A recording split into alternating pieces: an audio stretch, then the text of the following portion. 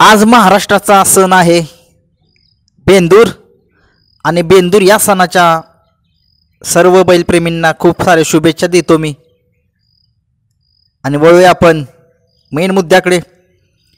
महाशिरसची उत्सुकता सगळ्यांना चालू आहे, जिकडे तिकडे महाशिरसच्याच मैदानाची चर्चा चालू आहे। नक्कीच ती चर्चा चांगलीच रंगणार आपल्या ताज।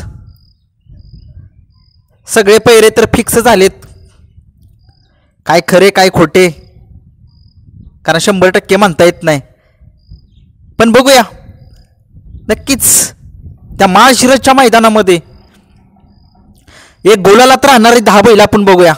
ती गुलालामध्ये राहणार 100% गुलालामध्ये असणार, नक्की कोण असणार बघूया आपण या व्हिडिओच्या माध्यमातून। व्हिडिओ जर नवीन असाल तर तुम्ही लाईक शेअर आणि सबस्क्राईब करा।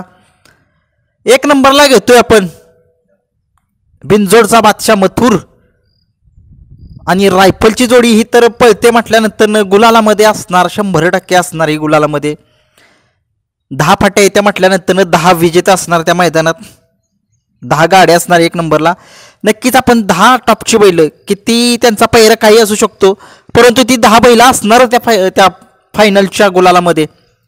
मथुरचा पैरा रायफल सोबत आहे, हा पैरा फिक्सच आहे, त्याच्यामुळे मथुर आणि रायफल हीच असणार फायनलच्या गुलालामध्ये पळणार ही जोडी।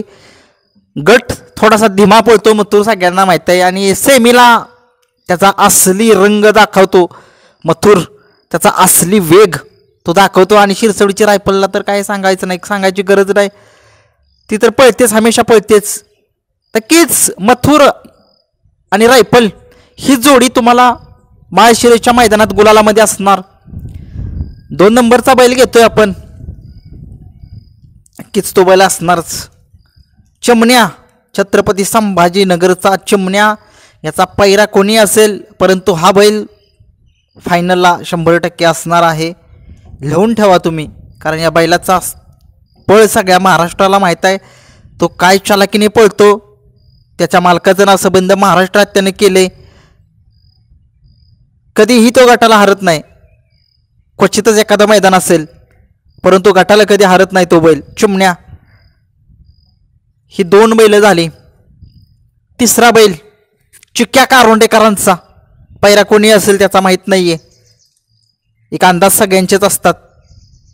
तो बैल फायनलमध्ये 100% असणार, दिसणार।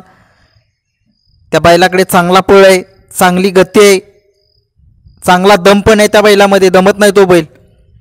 तो बैल तुम्हाला फायनलमध्ये दिसू शकेल। 4 नंबरला घेतोय छत्रपती संभाजीनगरचाच लखन बर का, तो असणार फायनलला।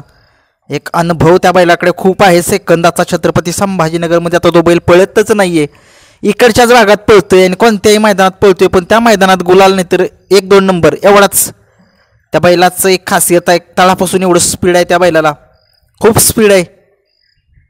बघूया त्या फायनलला राहतोय काय। 5 नंबरला घेतोय आपण भुंगा, मिलिंद शेठ पाटील यांचा भुंगा। खरंच खूप स्पीड आहे त्या भुंगाला।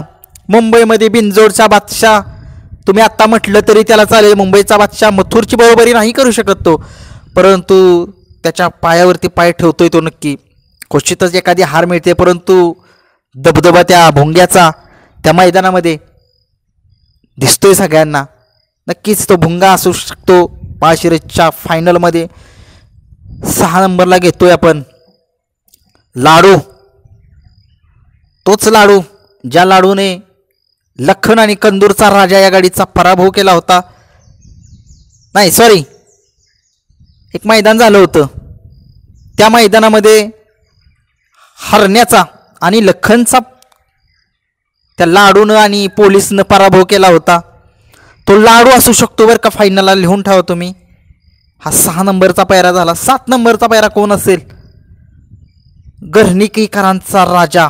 जर पैरा चांगला असेल तर घरणिकीचा राजा हा 100% असणारच, कारण त्या बैलाला सगळ्यांना माहीत आहे, त्याचा बैलाचा पळ, चांगली गाडी मारण्याची ताकद त्या बैलाकडे आहे।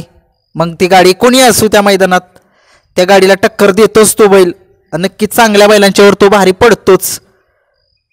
8 नंबरला कोण असेल, 8 नंबरला घेतोय आपण वेगाचा शेवट सर्जा। पैरा हा माहीत नाही सर्जाचा, सगळ्यांचं वक्तव्य जे आहे ते एक प्रेडिक्शन देतात सगळे मी सुद्धा प्रिडिक्शन देतो पायऱ्यांचं. मैदानात गेल्यानंतर न पैरे वेगळे असतात, परंतु ज्याचा त्याचा अंदाज असतो. सर्जा तुम्हाला गुलालामध्ये दिसेल, कारण सर्जाचा पळ हा चांगलाच आहे. आत्ता वाढली एवढी गती, कारण त्या बैलाला बैल पुरत नाही. जर ठाम बैल असला चांगला पळणारा तर तो बैल नक्कीच त्या मैदानात तुम्हाला कमाल करताना दिसेल. 9 नंबरला घेतोय वादळ.